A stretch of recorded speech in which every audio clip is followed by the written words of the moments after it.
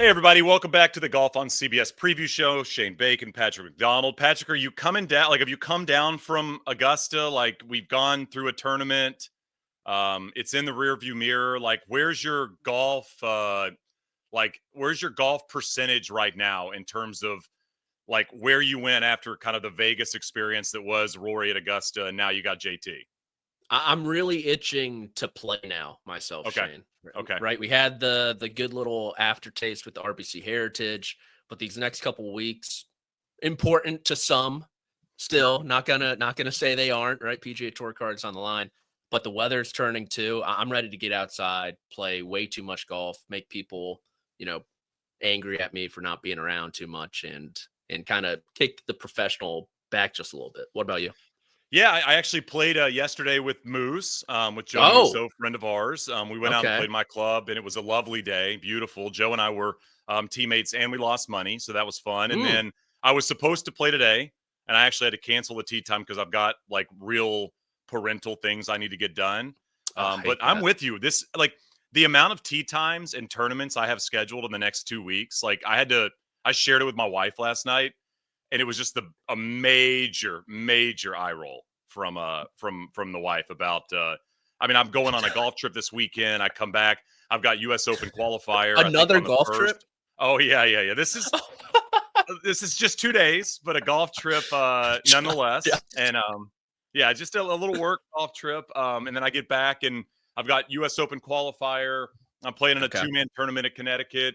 I've got a qualifier for a Met golf event coming up. I've got a lot of golf on the schedule. And as you said, if you're going to do it, this is the time because there's a couple of relatively sleepy weeks on the PGA Tour. How many competitive tournaments do you typically play in a year? So probably 5. It'll be tough for me to get there this year. Like my schedule, I can't do mid-am, so I can't do the qualifier. I can't do I love the Connecticut Amateur. Had a good time last year. Got beat by a 16-year-old in the round of 16 last year, which was fun. He absolutely obliterated me in that match. That was cool to see. Not going to be able to play in that. It's like a lot of this stuff is through the summer here. And as you know, golf for us is busy in the summer, but I'll play in 4 or 5 things. I'm excited to play in the 2-man event. I'm actually playing with Raymond Floyd's oldest son. I believe he's the older of their sons, and he's a really good player. So we're going to team up and do that. But people don't want to necessarily hear about my golf. They'd probably like to hear about what just happened. You mentioned RBC. I mean, it felt like it was coming for Justin Thomas, right? It felt like we were nearing this point where he was going to get a victory. It does not come easy. I mean, it was not an easy win, if you will. But I think as you look through kind of the themes this season, we're kind of hitting a lot. Like Rory gets the Grand Slam, JT's back. Maybe Spieth can find some magic in a few weeks of the PGA Championship. But we've had some incredible storylines this year. Yeah, they've been great. I think last year, I wasn't buying necessarily the Scotty Scheffler fatigue because you ask anyone on the grounds who their favorite golfers are. Seems like Scheffler is always inside the top 3. But to kind of go from a historic season like that to more variety is amazing. And seeing the stars come out and win with a lot of them having not won in a long time, Victor Hovland too, of course. And so I think it's been just a great year overall with all the storylines. You see it in the ratings too. And Justin Thomas just seems like the natural next step in that progression of guys getting back into the winner's circle. I mean, that list, were you shocked when you saw that list, whatever it was, like 16 wins, 2 majors under the age of 32, like 7 dudes that have done it, and he's one of them? I was kind of shocked that was how short the list was. Yeah, you forget how good he was and how much he won in his 20s. And you also forget that he's still very young. I don't know if his hairline really does him any favors or what it is, or he always looks kind of tired too with some bags under his eyes, but he's still in his prime, Shane. And it seems like just because he's been around for so long, he's got a little Perry Ellis effect to him where it's like, oh, this guy must be pushing 40 almost or whatever it is, but still plenty of good golf ahead of him. So I honestly was a little surprised. I like the Perry Ellis pool, by the way. Very good. I've kind of mentioned Perry, I think, for about a decade. So I like you going that direction. So who is if you had a list of what you want next this year, I mean, you mentioned Scotty last year, and I think dominance is huge for golf. I think having somebody that's clearly the best player in the world. And it's hard not to say Scotty's still not the best player, even without a victory this year. He's played 8 events, 8 top 25s, 5 top 10s. I mean, he's still there. He's just not winning. I love the frustration out of Scotty as well. I think we all look at Scotty as this kind of, he's this charming young father, husband, like just goes about his business. I mean, obviously he's a fired up dude when he goes out there and beats people's brains in. I haven't seen the club back to the caddy, pull back and then slam it down in a long time. One of my favorite ways to get mad is like, you're so mad that you still got to grab the club back out of the bag and hit it against the ground. But I like that out of Scotty Scheffler. But like, what do you need now? Because I think my number one thing on the list is Scotty to win one of these non-Masters majors. I think that was one of the things coming into the year that I was looking for in 2025. But like, what is on your list of things after we've ticked off Rory in the Slam and the Masters? We've ticked off JT winning. You mentioned Victor. We've had some great wins this season. I think Rory winning early in the year was big, like winning Pebble, winning events that he hadn't typically succeeded in his career. Where are you at now in terms of things that you would hope to see the rest of the year on the PGA Tour? So one Scotty Scheffler note, if you're wondering out there, what's wrong with this guy? As Shane mentioned, all top 25 finishes. Can he win the big one anymore? Who knows? People are asking. I looked at his round by round scoring, Shane. He's top 5 in round 1, 7th in round 2, 9th in round 4, 109th. Whoa. In round 3, moving day. Wow. And you think about some of his close calls this year at the Genesis Invitational, he shot the highest score. Minwoo Lee kind of dusted him in Houston, and maybe something to keep an eye on. Obviously, a very small sample size, but Saturday's not going well for Scotty Scheffler, and I think that was the day he was slamming his club a little bit too. As for what I want to see next, I think Spieth completing the career Grand Slam after someone else just did it would be very Spieth-like, almost. Firmly number one. That's got to be number one, firmly on the list. Gold, like all bold. It's not moving, right? And for as much as we talk about Rory McIlroy at the Masters leading up to it months ahead, I feel like Spieth has always almost been under the radar in that regard, relative to it. I think Quail Hollow could be a decent fit for him, and he's playing decent golf. He has 3 straight top 20 finishes quietly. I would like to see. I agree with Scheffler. I'd love to see him win the U.S. Open in Pittsburgh. I think that town would really get behind someone like him. And I'd also like to see someone emerge from that 2 major club. So that kind of goes hand in hand. There's a lot of guys with 2 right now, Shane. So that's like Bryson, Colin, Xander, who else? Scotty, Rahm, JT. Nice. So I'm very intrigued who gets that 3rd next among that that's group. Good. I wonder if a gambling site has odds on that. That feels like something that would be fun to look at. If somebody out there that's a gambling site is interested in giving us those numbers, send them our way, because I wonder who would be the favorite. I'm assuming it'd be Scotty.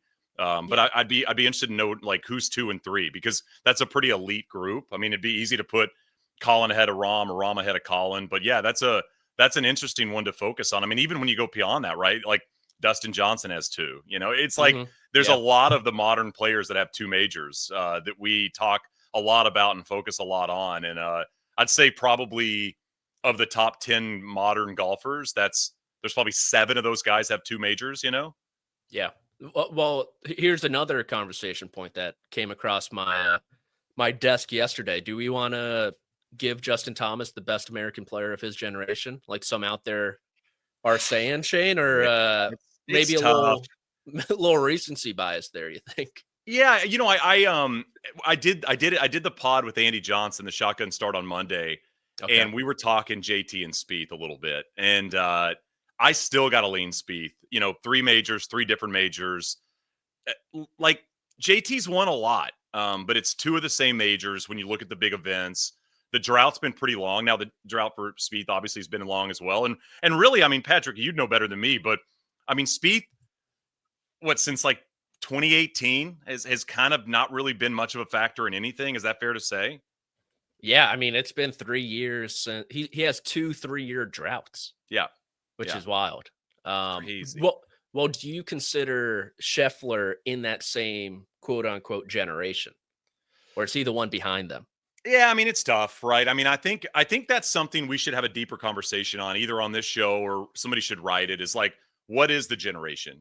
Because is it every 5 years? Is that the way we should look at it? Is it every 10 years? I feel like I always went 10 previously, Okay. but it feels like it's shifting a little bit because that window is getting smaller for these players where, as we've seen with JT and Spieth and even Rory. I mean, Rory's longevity is probably one of the most impressive things we've seen really since Phil and his longevity, right? But Mhm. like it seems like it's a 5-year sample size. I mean, even Koepka, Koepka's run was about 5 years, and Brooks is a player we really don't talk a lot about anymore, even in the major championships as we get closer to him. So I would probably say 5 years. So Scotty's probably that next run. But I also think in 20 years from now, people will assume Scotty, JT, and Spieth were all in the same era, So Yeah. it's a little tough, I mean, Rory's not in Tiger's era, but they had crossover for 5 years, So I would probably still lean. Gosh, I'd probably still lean Jordan, which is crazy to say, just because of the run he had and the majors he's picked up. 3 of the 4 has had chances to win them a lot, kind of all in that same run. But I mean, JT, we were talking about JT in terms of comps. Like JT's got Johnny Miller comps in terms of what he could get to. A couple major wins. Could he get to 2022 wins on the PGA Tour? I think so if he keeps this Yeah. up.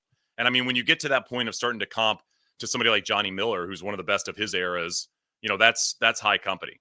Yeah. A 20-2 career is healthy. Very, Yeah. very healthy. And elite air, right? Not a lot of people there. Yeah, exactly. I agree. I think when we compare resumes, the one question I ask is, would Justin Thomas take Jordan Spieth's? And I think the answer is yes. So yeah. I mean, because of that, you that's I gotta think go with Spieth. that's the way to put it. I think you nailed it. Like that's the question to ask. Would this person take that person's career? And Yeah. I think when you look at JT and you go, the funny thing, right, is JT has 2 of the ones that Jordan doesn't have. Yeah.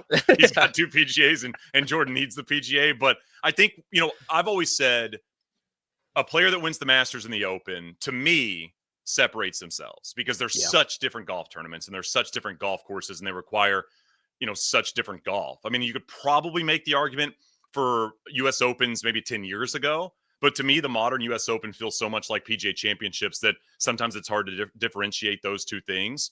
But when you win an Open, like Zach Johnson, right? I mean, Zach Johnson's a Hall of Famer. You win at Augusta and you win at St. Andrews. To me, that's basically like winning 3.5 majors, versus just 2 majors in terms of the venue and the golf tournament you're winning. So, yeah, I'd say JT's probably going to take Jordan's career, and I don't think Jordan's taking JT's. Yeah. I mean, if you had to pick 2 majors, it's the 2 that Zach Johnson won. That is absolutely right for sure. like that's 1 and 2. Easy. I'd say 1A and 1B. Speaking of majors, Shane, I know you were high on JT ahead of the Masters. We're moving to Quail Hollow next month. Obviously, the site of where he won his first PGA Championship. Are you ready to put him up there with the top end contenders like a Scotty, like a Rory, like a Bryson yet, or are you still maybe slotting him just beneath?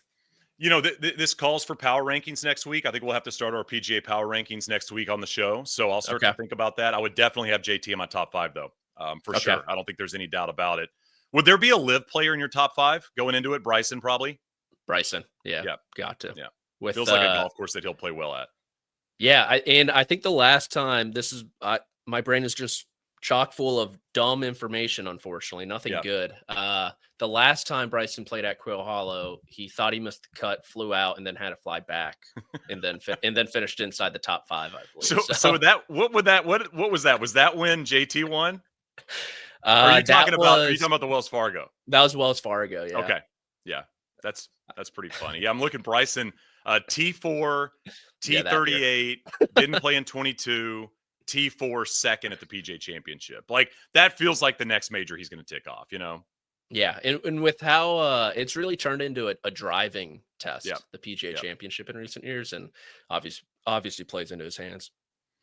Well, that's our JT talk, and we will have PGA Power Rankings starting next week, and I'm going to spoil it. JT is definitely going to be in my top 5. I think he was in my top 5 most of the lead up into Augusta as well. And I'm going to think about it. I'm assuming Bryson's going to be there. Rory will probably be number 1, but we'll get to that next week. We got J-Ray coming up. He's going to give us some stats. LPGA Major this week, so excited to see how everybody goes about their business at the Chevron. I think all of Justin Ray's stats are going to be around the first major of the year on the LPGA, and then we're going to do some interesting stuff around the Zurich and some of the team things. I guarantee you I've got some throwback European players on my list. Oh. All right, we got our guy Justin Ray, 21st Group. You know him on Twitter, best follow in the history of that app there, in my opinion. Jay Ray, you're in your car, which means you're probably in Houston. What are you doing this week? So I'm here on site before the Chevron Championship kicks off. Really just, meeting some folks and taking advantage of being relatively in my neighborhood. I live in the Dallas-Fort Worth area. So meeting with Captain Angela Stanford later today, which I'm looking forward to. Talking to the Golf Channel crew about, what can we do to help them out, and tying off some loose ends. And oh, by the way, my Houston Rockets play a playoff game tonight that may or may not have something to do with why I'm here in town in my hotel. You're gonna go. Are you going? How are you feeling? I got a ticket. Yeah, I'm going to the game. So hopefully we can draw even, establish some semblance of a half-court offense, and series. The offense would be the key word after game one. That would be where you have to go. So we always bring you on to do 5 minutes of stats and J-Ray stats. You've got all Chevron stats this week, so hit us with them. Okay, so I know I've talked about Gino Titicun on this podcast before, but it's worth bringing up again. Her last 13 starts going back to last September, her worst finish is 12th. 12 top 10s in that span, gaining more than 3 strokes on the field per round. And it's every facet of her game. She's 7th in strokes gained ball striking in that span, first by a wide margin in strokes gained putting. She's my pick to win this week. I'm really going out on a big limb by saying that. But really, that's kind of the biggest story in the LPGA to me this year is it's not if Gino Titicun breaks through in a major, it's when. I mean, she's done pretty much everything there is to do in this game except win a major championship. Co-favorite with Nelly too, which is wild. Seeing someone alongside Nelly Corda's name atop the odds board. Someone who's not won a major yet too. Yeah. I mean, that's wild. What about one of the most popular LPGA players on social media? People we like to root for. You know what I'm saying? Absolutely. And if you ever get a chance to know Lauren Coughlin, you only like her even more. So the story about her game over the course of her career, always been a really good ball striker, but her putting has kind of held her back in years past. Improved that greatly starting with the beginning of last season, and her career has correspondingly skyrocketed. From 2022 to 2023, I'm looking down at my notes here, she gained 1 stroke more putting in less than 15% of her rounds played, like 14.8. Since the beginning of last season, she does that more than 40% of the time, gains at least a stroke on the greens. She's turned a weakness into an absolute strength. She was one of our best putters basically on the U.S. Solheim Cup team last year, and hopefully she will be again about a year and a few months and change from now. Love it. I mean, every time I look at a leaderboard, I feel like her name's on it right now, which is so wild to see. I mean, it went from, in a way, Jay Ray, it feels a little like the Max Homa experience, right? Where it went from dude on social media, everybody rooted for, oh, he picks up a win at Wells Fargo. That's really cool. Oh, wait, this guy's like a top 10 player in the world. It's kind of followed that trajectory, I think, in a cool way on the LPGA side of things. So that's fun. What about Nelly? Where are we at with Nelly? Is she winning this week? Is she winning a major this year? It's hard to bet against her getting another major championship this season. I know she hasn't won yet this year on the LPGA Tour, but a lot of her underlying numbers are still really good. She's putting at an extremely high level this year in the top 10 strokes gained putting on the LPGA Tour. Her strokes gained total average is like 0.4 of a shot behind the astronomical thing she was doing last year. She's still, along with Gino, been one of the most consistently great players on the tour, even since that win streak ended. I want to talk about her on this golf course, though. 22 under par at Carlton Woods the last 2 years. That's 9 shots better than any other player in that span. Lim Kim and Carlota Saganda both 13 under. She's gained more than 19 and a half strokes tee to green in those 2 appearances, and more than 10 and a half strokes putting. So she loves these greens. She outperforms her baseline averages when she gets here to Carlton Woods. She's the only player with at least 10 strokes gained in both of those metrics in that span, and she's got 19 and a half in one of the categories. So hard to pick against Nelly. I know she hasn't broke through in one, but I don't think anyone would be surprised on a course that really values driving distance and power off the tee if she could really if she broke through with her first win of the year, backing up her win last year at Chevron. 19 and a half. That is bonkers to me. You mentioned the driving distance, the need for power. Anything else we should look out for with the golf course in particular? So I walked a few holes with Allison Corpuz yesterday, and she told me it's playing even longer than years past, which adds an even bigger layer to the stat I'm about to say about distance off the tee on this course. So the last 2 years, players to finish in the top 10 at Carlton Woods have got about 22% of their strokes gained from shots off the tee. The LPGA average in that same span is about 14%. So that doesn't sound like a big gap, but it skews you towards, all right, the players who are performing well are doing a lot of damage off the tee. They're getting a lot of their advantage over the field off the tee. Top 3 players in scoring here the last 3 years, I mentioned Nelly Korda, Carlota Saganda, Lim Kim are first, third, and fourth this season in strokes gained off the tee. So it's going to be really important this week. It's raining right now. It's going to keep getting longer, I think. I mean, it's really soft. Allison mentioned when she contended a couple years ago, it was much drier. She was getting a ton of rollout, and she didn't see any of that yesterday in her Pro-Am round. There you go. Hit it Notable. far. It apparently works in golf these days. That's what they tell me. Hey, Jay Ray, I love that you were looking down at your notes as you were driving. I think that's very safe. Well, I'm parked. I'm just messing with you. I know you are. I know you're Don't the tell the safest viewers man in that. golf. It's the glamorous world of golf media. I could go stand in line in the rain in a parking lot to get on a bus to go to the media center, but instead I'm in my truck. A lot of moving, sitting.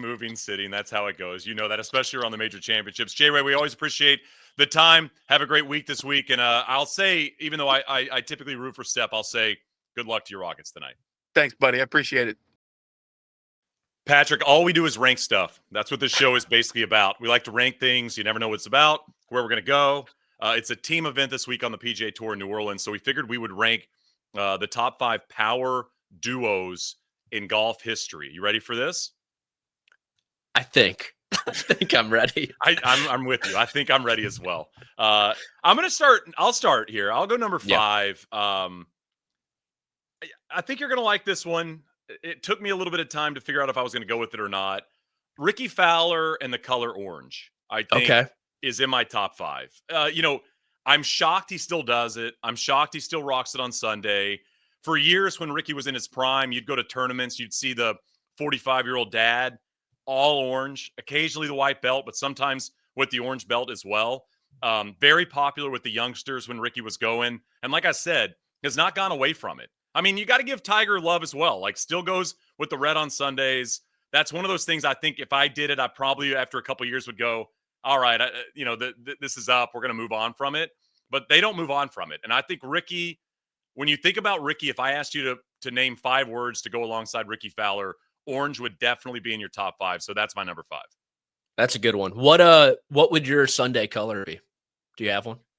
I'd probably go blue. I'm kind of a blue guy. But okay. I mean, I'm just not going to do that. I'm just not going to go with the color. Like you've got to be committed. I mean, look at this with the hat back in the day. And he's trying to tame it down a little bit too. But I know. Now he does not really does the orange. he would like Sunday at RBC. He had full orange shirt, that color orange. But and you could sneaky throw in Ricky and Puma. Honestly, as a dynamic duo. I mean, was Puma even in golf before Ricky Fowler? I don't think so. So yeah, I don't know. Jonas Blixt, obviously. Yeah. Woodland was a big guy. Jonas Blixt. Yeah, that's pretty good. I like that. Yeah. People forget. You come for the show so you can get some Jonas Blixt in your life. What's your number 5? A runner-up at the 2014 Masters alongside Spieth. My number 5, I also did clothing. I wanted something with Tiger. I didn't know where to put them. A lot of mine are more modern. Mm-hmm. So I was thinking Tiger and Stevie Williams, perhaps, but I did Tiger and Nike. Okay. That's the one I put at number 5. They're just synonymous with each other. I know he's got this whole Sunday red era he's going through right now. I'm not buying it, Shane. It's always going to be Tiger. You're literally not buying it. Is what you're saying. No, you're literally not buying it. Because I can't afford a $50 ball mark. They don't pay us enough on this show to be buying Sunday red. That's for sure. Yeah. So Tiger and Nike was my number 5. I think you could obviously have it up a bit more because they are so synonymous, but I needed the cat somewhere in there, and he slotted in there. What's your number 4? My number 4 is Patrick Cantlay in the back door.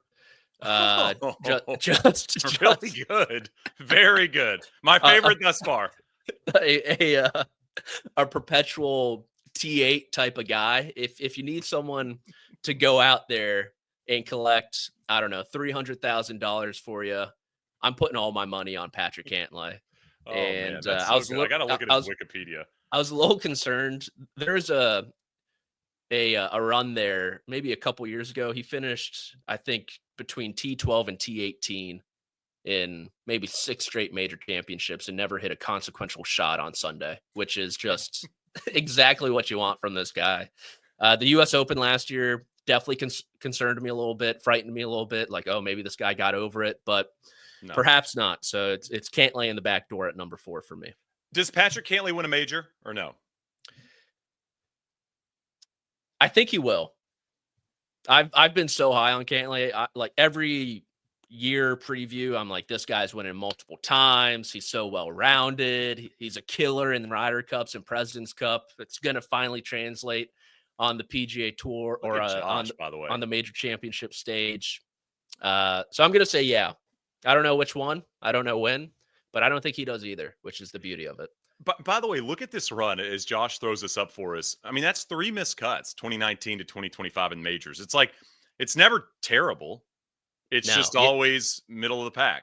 Yeah, like 21 to 24, just all T14s to like T25s. Yeah, if you want somebody to shoot 71 in a major, Patrick Cantlay is your guy. Yeah. Like he can shoot 71 anywhere in the world. He's not shooting 65, but he'll crush you with a 71.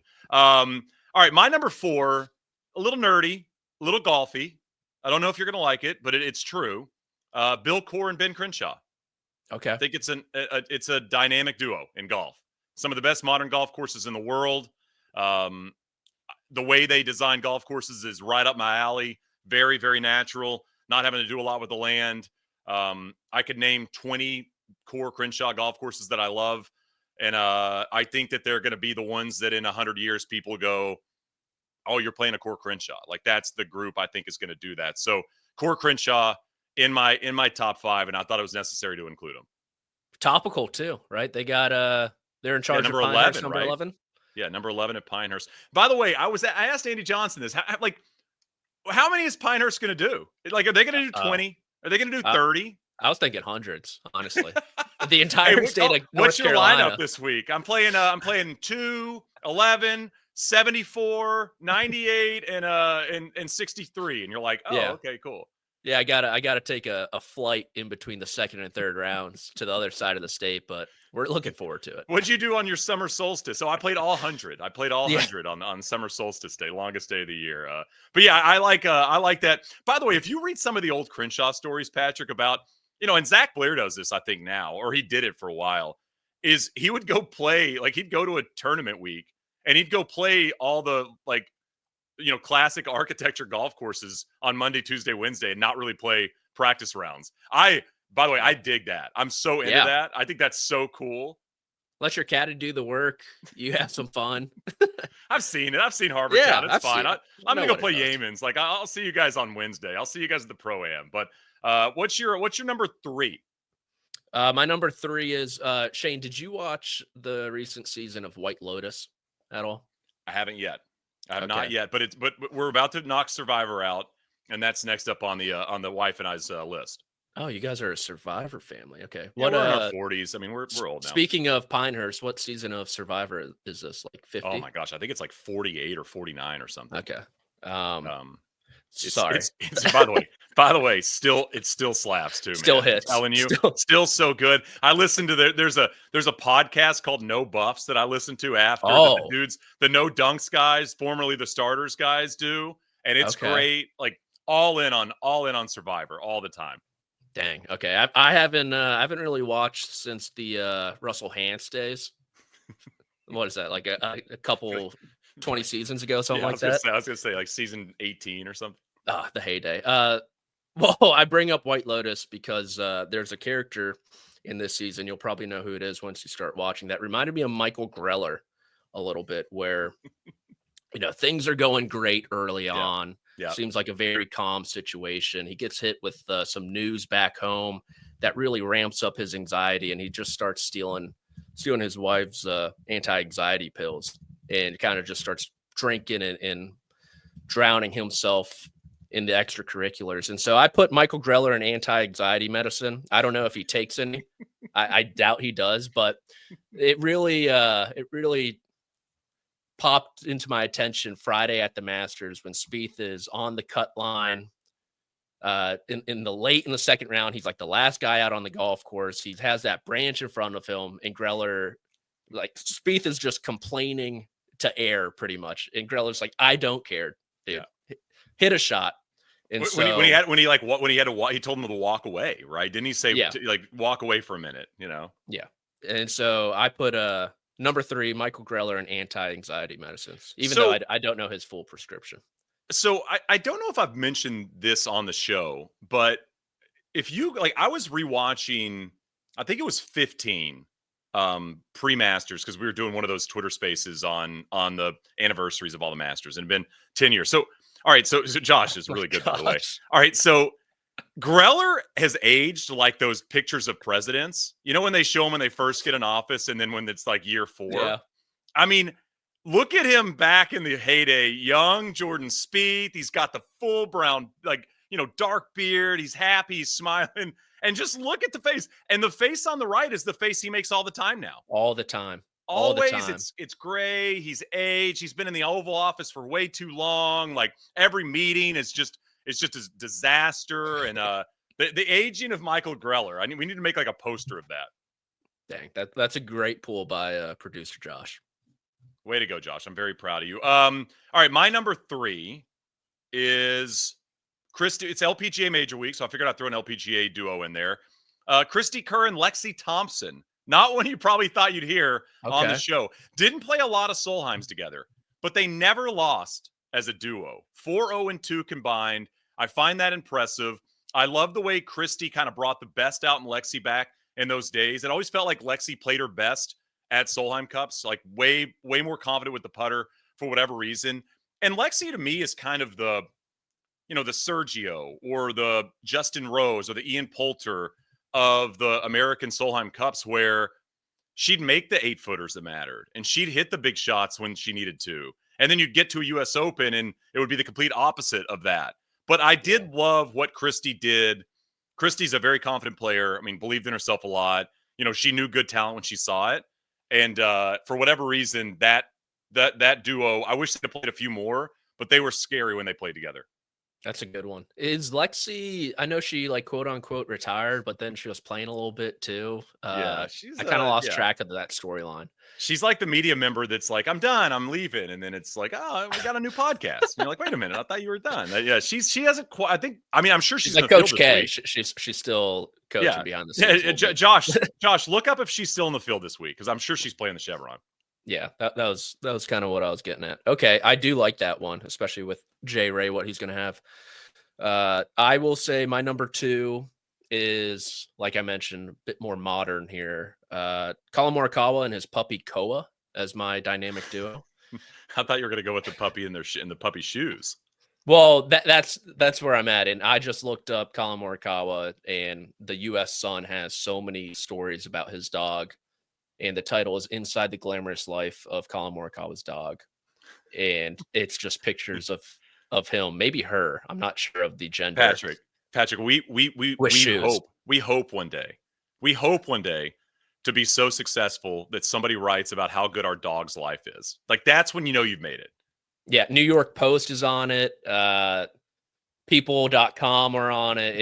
It's everywhere. It's honestly incredible. I think what's the Google hit? What's the Google hit if you type that in? Like, are you getting like 11,000 returns or more?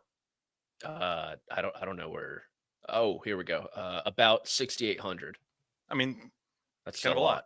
That's a lot. Probably 6,800 too many, honestly. I'm 67, 80 probably too many. I'm with you. But that duo to me, they're everywhere together. They've been the highest of highs, the lowest of lows. And Koa and Colin Morikawa are my number 2. Patrick, do you have a dog? I do, yeah. Yeah, okay. Lab. You love your dog? Love my pup. Yeah. I got a dog as well. Love my dog. We're in a culture now we're a little too obsessed with the dogs, and we need to kind of scale it back a little bit. And bringing them everywhere. Everywhere, inside every restaurant. They're always in the front seat of the car. Are we turning those airbags off, guys? Or we just let the dog sit up there? It's just the end of their life. You get a fender bender. Everything flying, traveling. Oh man, agreed. This wasn't the purpose of the dog. The dog was at home. They were our pal. They were our best friend. They weren't supposed to be basically our partner, and that's where I feel like we're at right now with dogs. We need to scale it back a little bit. I totally agree. Speaking of flying. Last year, I was next to this woman who had her little yappy dog, and she was in borderline tears, just completely distraught. And I was like, "What's going on?" They're like, "They made me put my dog through the X-ray machine in TSA." I was like, "Good. I don't know what you're carrying in her." Listen, I do not condone this type of behavior. But God, what an incredible! I bet the dog's like, "What in the hell is going on? What is this thing? I've never been in here before in my life. Like, did I do something wrong? Am I in trouble?" I feel for the dog. Josh just shared there's someone who lives in my apartment that I've never seen the dog walking on its own. It's always in a stroller. I mean, that should be like the number one question on a dating app. Do you put your dog in a stroller? And then if that's a yes, that's an I'm out. We're out. No chance in hell that's working out. But back to our duos, of course. By the way, Lexi is in the field this week of the Chevron, in case you're wondering. So she's retired playing a major championship. She'll probably finish well. She'll finish 7th or 8th, right? I mean, that's what's going to happen. My number 2 on duos in golf, and it should be one, but it's not. Seve and Jose Maria. Okay. Like the best duo in golf history. 11-2-2 all time in Ryder Cups. Nobody paired better. It was like wine and steak, maybe a couple of steakhouse visits in a single day. Like a nice red wine, a really good steak. Seve, Jose Maria. If they were going against you, you were going to lose. That was the bottom line. Completely changed the culture, turned the European team into pretty much what it is today too. Yep. That is a good one. By the way, did you hear, like we talk a lot about the Ryder Cup. I mean, you and I love the Ryder Cup. I think everybody does. If you're a golf fan or a sports fan, it's one of the best events in golf. It's one of the best events in sports, in my opinion.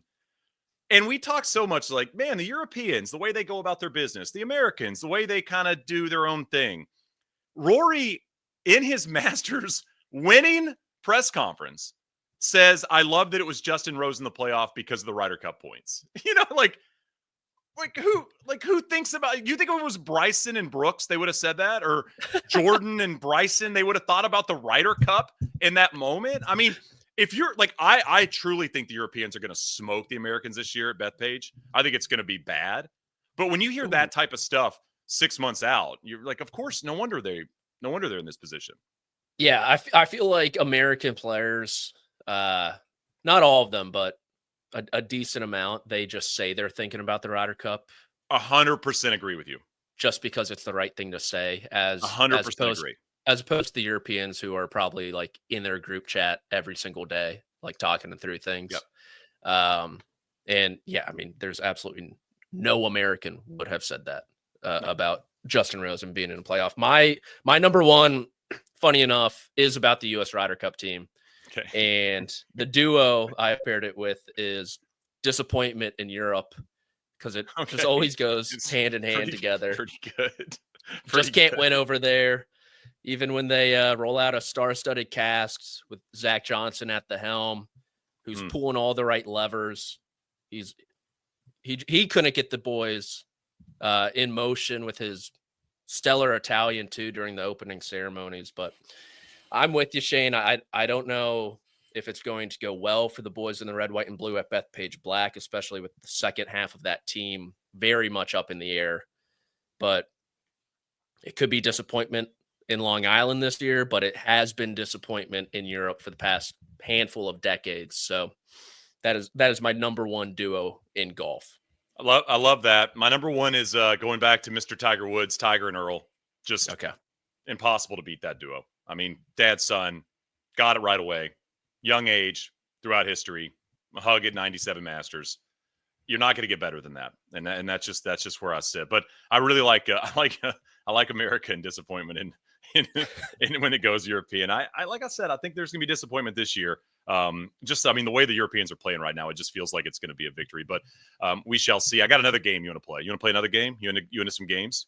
The more the merrier, Shane. All right. So it's Zurich week, obviously. Producer Josh put together a list of just some items we could pick, some teams to fit the narrative, if you will. So he put these together, and we had to pick a team we thought best fit the narrative here for Zurich week. And the first one is probably easy to go with if you want it to be. The power couple. The couple that's just powerful together playing golf. Who you got?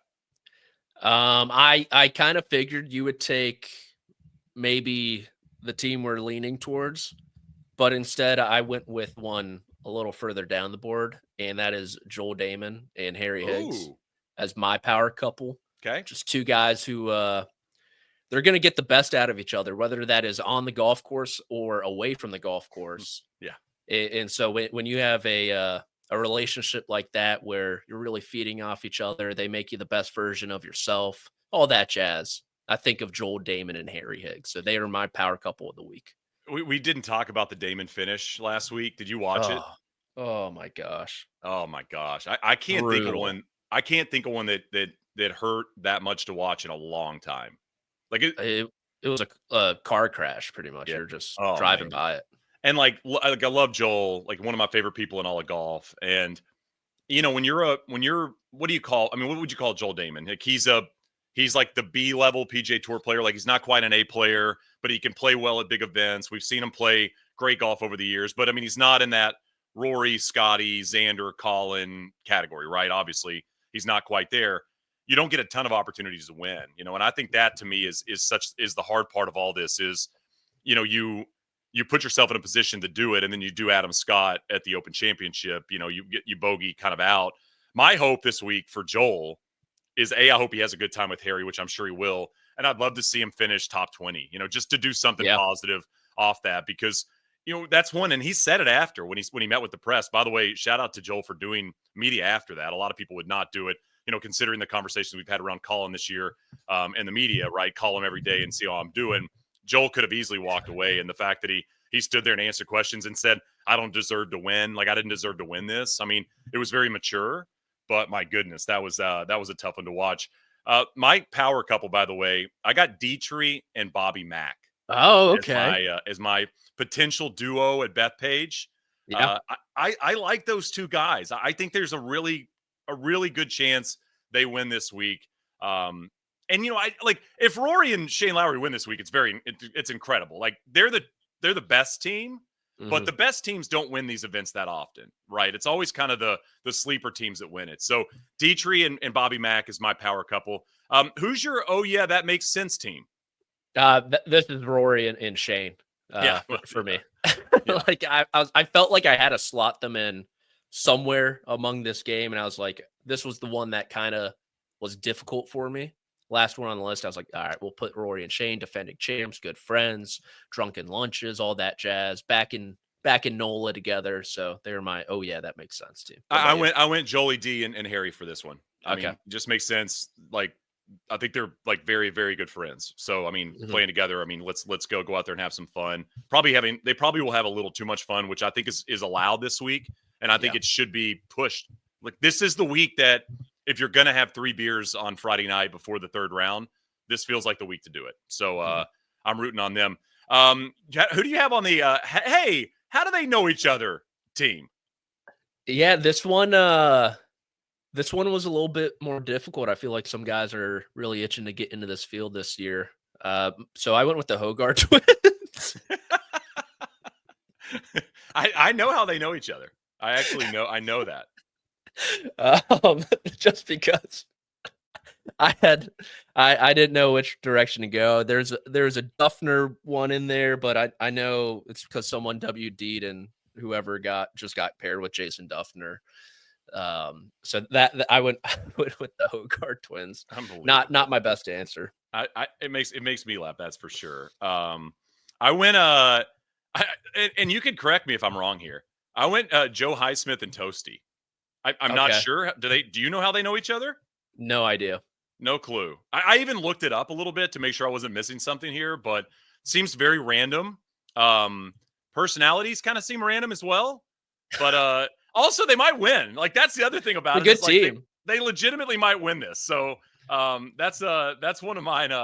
One of mine on the list. The next one's college vibes. I think we're gonna have the same team here. Who do you got for college vibes? Yeah, it's Thor Bjornsson and Phillips for me. That's what I got yeah. as well. Two young guns. Thor Bjornsson almost won there in Corrales too. Phillips already won in the PR too. So young guys, they're just going to be firing at every pin, having a good time, trying to win this thing for sure. I kind of like them as well. I think I've liked like 4 teams already on this, but I kind of like their chances. I think Thor Bjornsson, did he play it pretty well last week, right?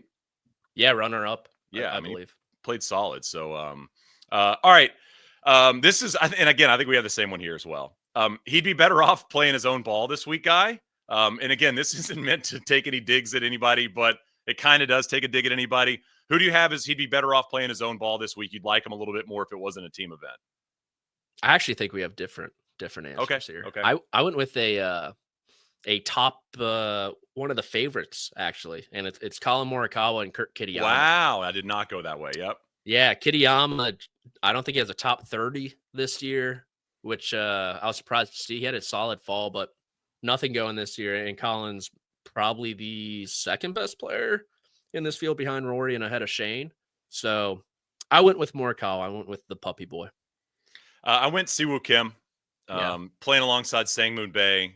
I looked it up. I mean, Siwoo's been playing well. Sangmoon Bae has played one PGA Tour event this year, Puerto Rico, and he WD'd after the first round, shot 75. So I don't like their chances. I hope he plays well. I root for Sangmoon Bae, but I don't love him. And I think Siwoo, if this was English turn in 2005, I think Siwoo would be one of my picks to win. So that's kind of where I'm at there. What about that guy's in the field? Is that guy in the field? Is that how I say it? Is that guy is in the field this week? Who do you got? So ever since Brian Campbell won the Mexico Open, I've prided myself on knowing everyone, just because that was the first time in my professional career that someone won on the PGA Tour that I'd never heard of. You got to watch more Corn Ferry, dude. If you'd have been watching Corn Ferry last season, you'd have seen B. Campbell. I am sorry, Shane. I'll send you. You know what? I'll send you this TV schedule for the rest of the year, and I'll make sure you guard in. Please do. So my almost Brian Campbell of the week is Anders Albertson. I thought it was a fake name, honestly. Shout out Workaholics. Yeah, Anders. I just like that. I was going through the field list. I was like, all right, someone just made up this name. The alliteration, Anders. Looked him up. Hasn't made a cut yet on the PGA Tour this season. That's not great. Which isn't great. So he is my. You're in the field this week. This is the only reason I'm saying this is because I was very shocked by the name when I saw it. Not shocked that any of these people get in the field, because every week there's like 10 past champion people that are in tournaments. Luke Donald. Saw Luke Donald at Augusta. He was doing media. Yeah. He was doing TV. I never quite know if Luke still plays or doesn't. He's kind of one of those players to me.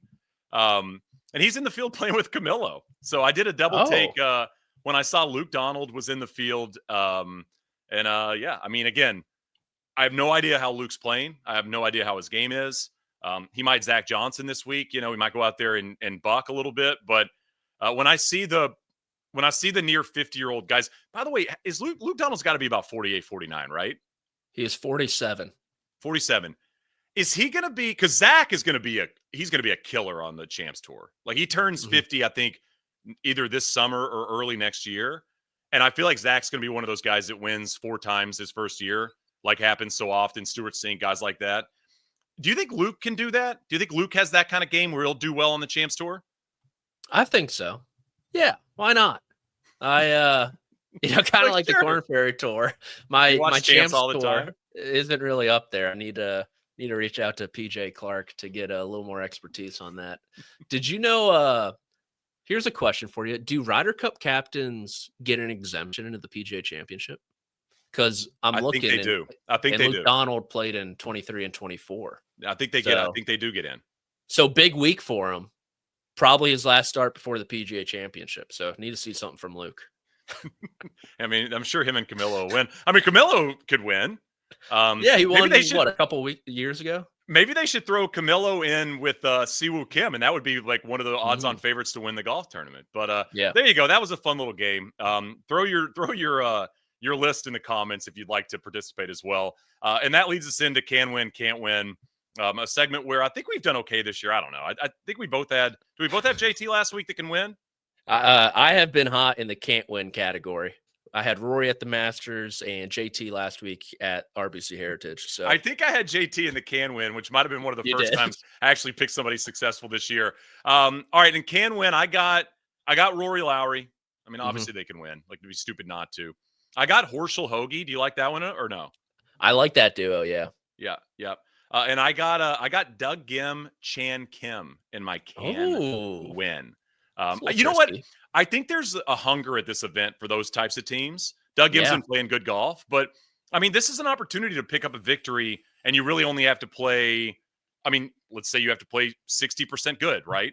If you play 60 or 70% really good golf, and your partner plays 40 or 50% really good golf, you got an opportunity to do it. So that's my can win. Who do you have as a can win? Okay, I will add people not on yours. Novak Griffin, I think, is a team to look out for this week.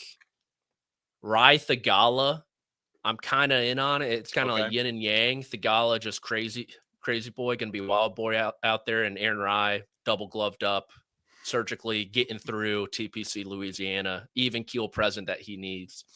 And then I'm going to bite the bullet on Keith Mitchell and JT Poston. Okay. I know Mitchell's the Thursday savant. He's the first round leader in every tournament of 2025. And I think the putter or Poston can keep him afloat throughout the last 54 holes. Those are my three can win. I considered them as well. Didn't quite make the list, but they were high on my almost on the list of can win. Who do you have can't win? Who do you think is not going to win this week? Yeah, this is honestly the list you do want to be on.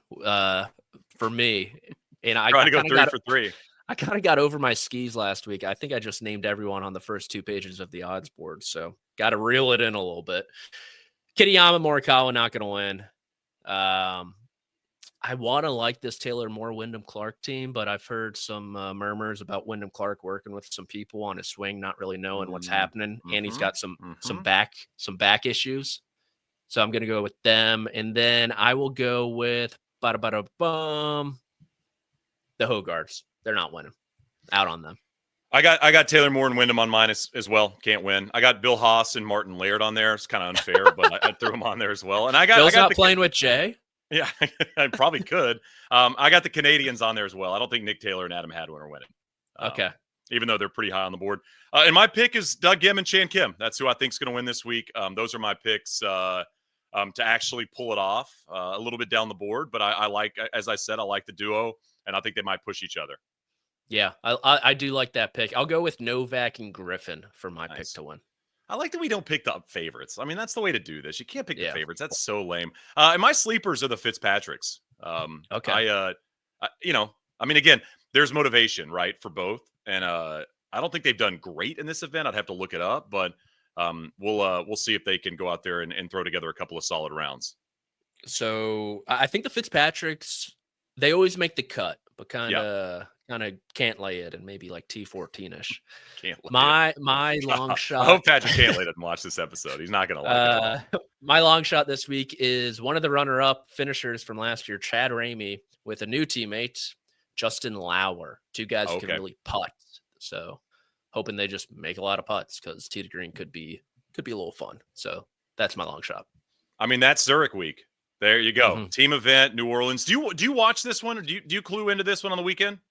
I've got a wedding this weekend. I'm traveling a bit, or somebody else's. Not my own. That would be a surprise to me, but things have happened before that I'm not in control of. So, but I don't think I'm getting on the altar this weekend, Shane. Gotcha. But I'll tune in. I'll tune in Sunday, of course. Got to watch the final round a little bit. So here's the issue I have with it. I never know what format they're playing.